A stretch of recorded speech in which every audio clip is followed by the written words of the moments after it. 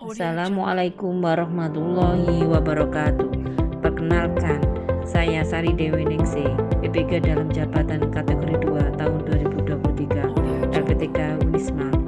Refleksi PPL 1. Deskripsi kegiatan PPL 1. Kegiatan PPL 1 dilaksanakan di SMA Negeri Ngoro, Jombang kelas 10 dengan materi sifat-sifat eksponensial. Kegiatan dilaksanakan selama 4 pertemuan, yaitu tanggal 11, 12, 13, dan 16 Oktober 2023. Refleksi kegiatan meliputi 1. Kendala yang dihadapi. 2. Tahap RPP yang tidak terlaksana. 3. Solusi atas kendala yang terjadi. 4. Kelebihan dan kekurangan pembelajaran. 5. Tindak lanjut. 6.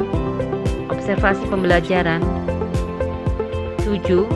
Hasil belajar peserta didik. Kendala yang dihadapi. Suara dalam rekaman kurang terdengar jelas karena perekaman menggunakan HP saja. Kedua, sudut perekaman dari dua arah, kurang bisa merekam pergerakan seluruh kelas. Yang ketiga, suara noise atau bising di luar kelas ikut terekam. Tahap RPP yang belum terlaksana, yaitu secara umum semua tahap dapat terlaksana, namun ada beberapa keterlambatan waktu pelaksanaan pada sintak pembelajaran.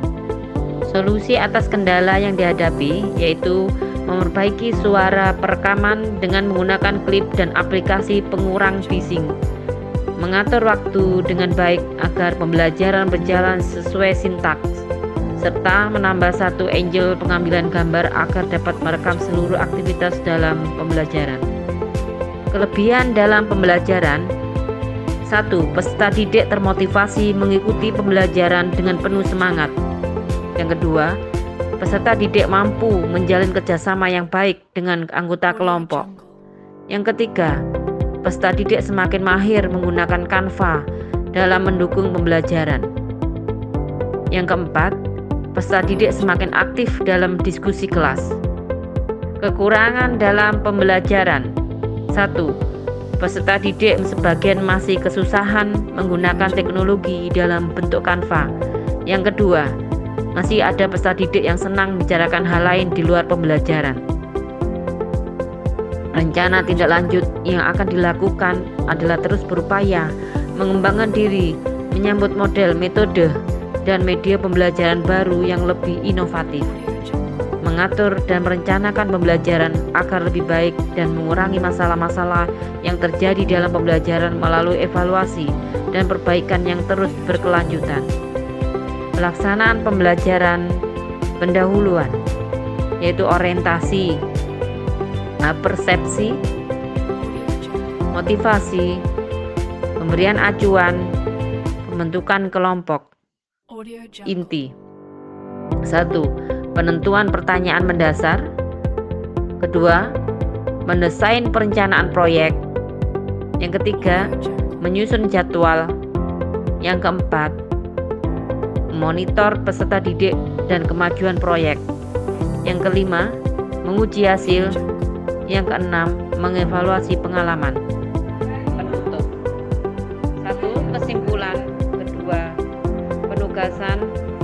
Ketiga, refleksi.